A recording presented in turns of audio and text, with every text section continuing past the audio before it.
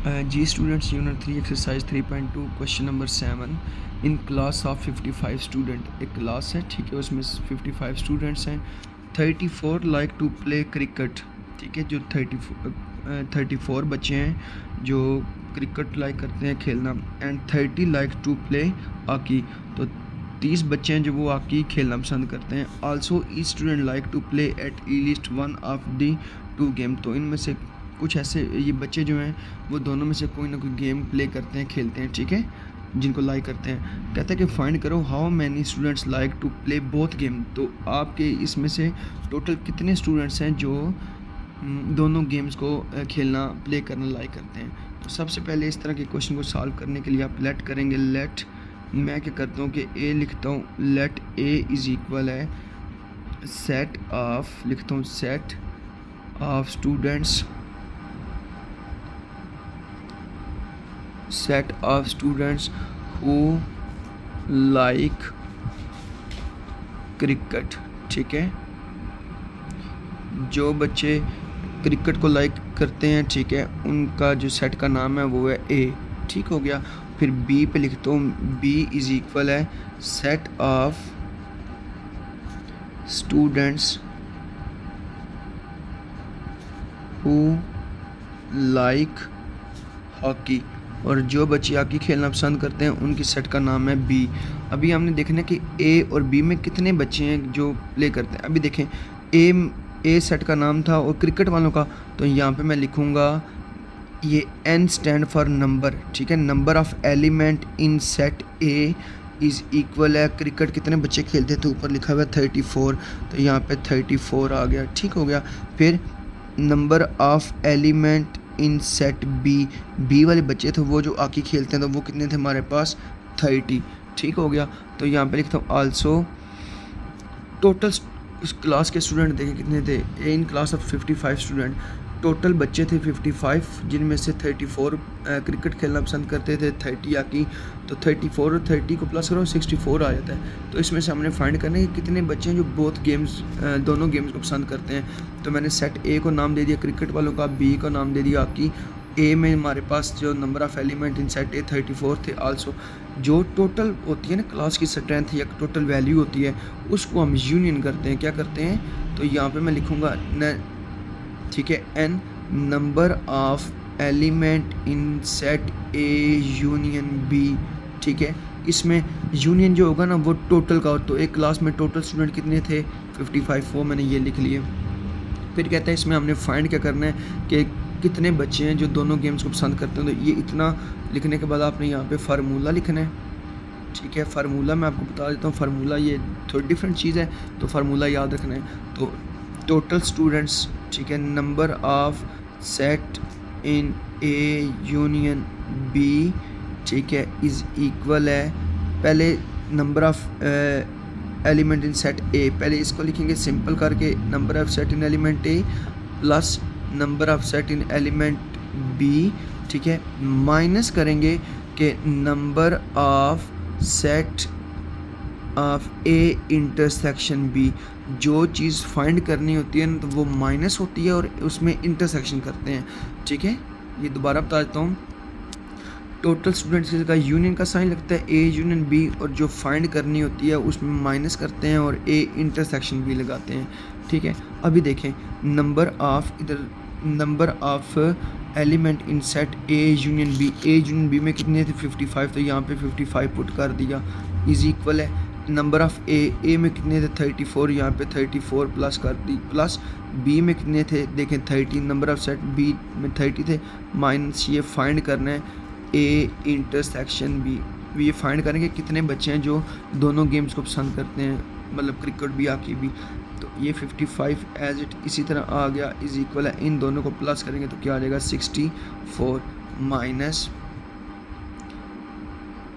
Number of element in set A intersection B, ये लिख लिया। फिर उसके बाद आप देखें क्या करते हैं, ये माइनस है, इक्वल के इस तरफ आगे क्या हो जाएगा प्लस, तो number of element in set A intersection B is equal है 64, ये प्लस 55 उधर जाके क्या हो जाएगा -55। तो number of element in set A intersection B is equal, हमारे पास क्या आ जाएगा, दोनों को करेंगे तो 9। ठीक है, तो नीचे इसका मतलब है 9 बच्चे हैं जो दोनों गेम्स को पसंद करते हैं खेलना। ठीक है, क्रिकेट को भी, हॉकी को भी। तो नीचे आप लिखना है सो 9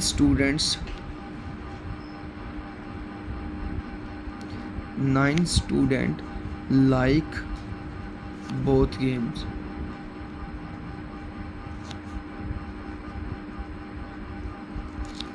क्वेश्चन नंबर 7 कंप्लीट हो गया। अभी क्वेश्चन नंबर 8 देखते हैं। क्वेश्चन नंबर 8 देखें, स्टूडेंट्स कहते हैं कि इन अ ग्रुप ऑफ 500 एम्प्लॉयज़। ठीक है, एक ग्रुप कर लें या एक कंपनी कर लें या एक फैक्ट्री कर लें। कहता है कि एक कंपनी या फैक्ट्री में 500 एम्प्लॉय मतलब 500 मुलाजम या वर्कर काम करते हैं। ठीक है, 250 कैन स्पीक उर्दू। ठीक है, 250 मुलाजम जो हैं, जो वर्कर हैं वो, ठीक है, उर्दू बोलते हैं। 150 कैन स्पीक इंग्लिश। ठीक है, 150 एम्प्लॉयज़ जो हैं वो इंग्लिश बोलते हैं और 50 कैन स्पीक पंजाबी। और जो 50 हैं वो हमारे पास कितने हैं, वो जो हैं पंजाबी 50 वर्कर पंजाबी बोलते हैं। फिर कहता है, तो पहले इतनी स्टेटमेंट को हम लिखते हैं। कहते हैं कि इन अ ग्रुप ऑफ 500 एम्प्लॉयज़। तो एक ग्रुप या कर लें या कंपनी कर लें। मैंने लास्ट क्वेश्चन बताया कि जब टोटल हो, ठीक है, टोटल वैल्यू, तो उसमें यूनियन करते हैं। यूनियन किस किस को कर रहे हैं, can speak Urdu, can speak English और कैन स्पीक पंजाबी, 3 है ना। तो यहाँ पे आपने लिखना है नंबर ऑफ एलिमेंट्स, ठीक है, Urdu union English union Punjabi is equal to, हमारे पास टोटल कितने आ जाएंगे, 500। ठीक है, ये 500 एम्प्लॉयज़ थे जो उर्दू बोलते हैं, इंग्लिश बोलते हैं और पंजाबी बोलते हैं, इनको यूनियन किया था। ठीक है, 500। फिर कहता है कि देखें 250 वर्कर 250 कैन स्पीक उर्दू। तो जो इधर देखें, मैं लिखता हूँ number of element in set of Urdu. ठीक है, उर्दू में जो नंबर ऑफ एलिमेंट थे वो कितने थे, 250। तो ये 250 वर्कर जो उर्दू बोलते थे वो लिख लिया। फिर कहता है 150 कैन स्पीक इंग्लिश। तो number of worker in the set of English, ठीक है, इन स्पीक ऑफ इंग्लिश। तो ये आ जाएगा हमारे पास कितने थी, 150। तो यहाँ पे 150 लिख लिया। फिर कहता है 50 कैन स्पीक पंजाबी। तो number of element in set of Punjabi, ये P लिख लिया। तो ये हमारे पास कितने थे, 50। ये इतनी स्टेटमेंट को सॉल्व कर दिया। फिर कहता है 40 can speak Urdu and English. 40 जो हैं वो दोनों ज़बानें बोल सकते हैं। 40 वर्कर हैं, ठीक है, वो दोनों ज़बानें बोल सकते हैं। कौन कौन सी, उर्दू और इंग्लिश। तो जो उर्दू और इंग्लिश बोलते हैं ना, ठीक है, जहाँ पे और का वर्ड आ जाए या एंड का वर्ड आ जाए, तो एंड के वर्ड की जगह भी इंटरसेक्शन लगाते हैं। तो यहाँ पे लिखेंगे number of employees can speak Urdu and English. जहाँ पे एंड का वर्ड है वहाँ पे इंटरसेक्शन, तो वो कितने थे, 40। तो मैंने ये लिख लिया। फिर उसके बाद देखें, फिर कहता है कि 30 कैन स्पीक 50, 40 हो गया। फिर 30 can speak both English and Punjabi.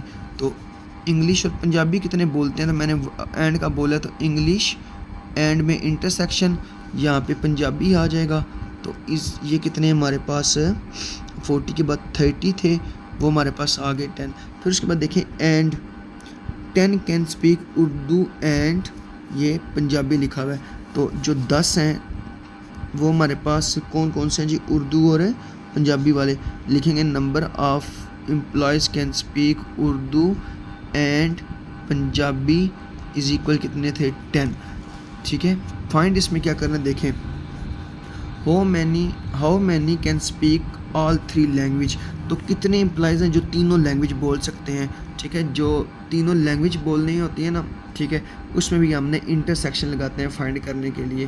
तो जो चीज़ फाइंड करनी है वो मैं इधर लिख देता हूँ कि नंबर ऑफ एम्प्लॉयज़, ठीक है, उर्दू इंटरसेक्शन, ठीक है, इंग्लिश इंटरसेक्शन पंजाबी। जो चीज़ फाइंड करनी होती है उसमें इंटरसेक्शन आता है, ये आ गया। और एंड की जगह भी इंटरसेक्शन आता है, और जो चीज़ फाइंड करनी होती है उसकी जगह भी पंजाबी आता है, और जो चीज़ टोटल हो वो यूनियन लिखते हैं। ठीक है, अभी देखें जी फार्मूला, यहाँ पे एडिंग देते हैं।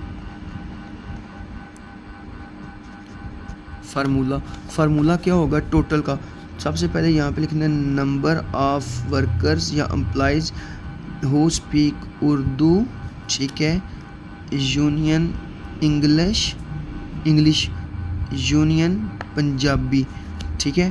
तो यहाँ पे हमारे पास ये आ गया क्योंकि टोटल थी।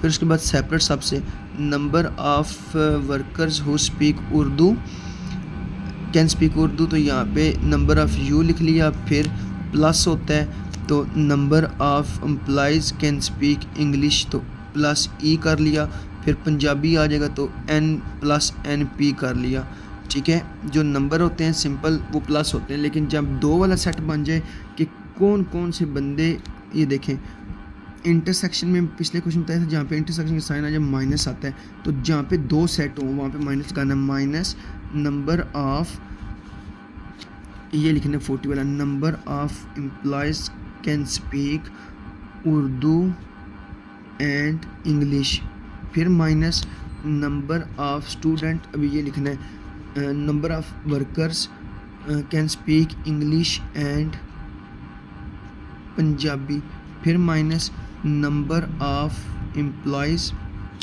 Can speak Urdu and Punjabi. यहाँ तक करने के बाद फिर आपने जो चीज़ फाइंड करनी है वो यहाँ पे प्लस के फार्मूले के साथ लिखनी है।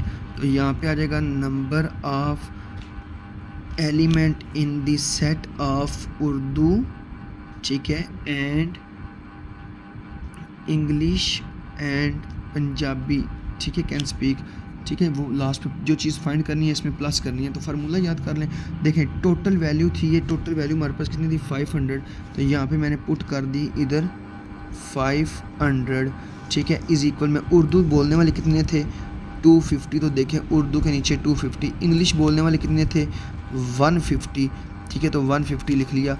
पंजाबी बोलने वाले कितने थे 50, तो देखें पी के नीचे पंजाबी माइनस, उर्दू और इंग्लिश कितने बंदे बोलते थे 40, तो ये 40 लिख लिया माइनस 40, फिर इंग्लिश और पंजाबी बोलने वाले कितने थे, ये देखें 30, तो ये 30 लिख लिया माइनस 30, माइनस उर्दू और पंजाबी बोलने वाले कितने थे 10, तो ये माइनस 10 लिख दिया, और प्लस ये सारी वैल्यू फाइंड करनी है। तो यहाँ पे हमारे पास आ जाएगा N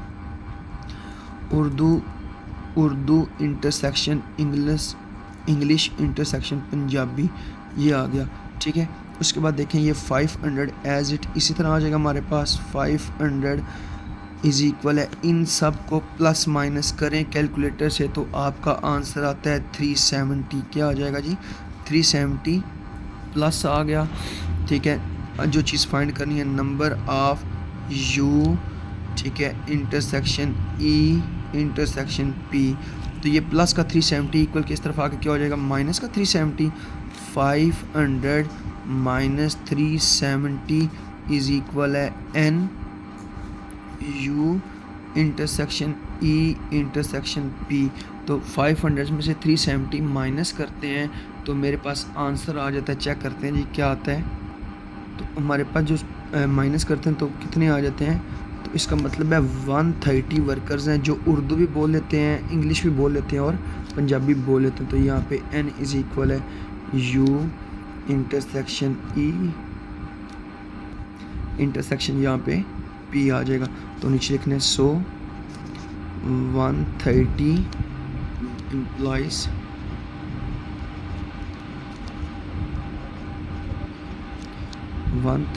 employees can speak all 3 language।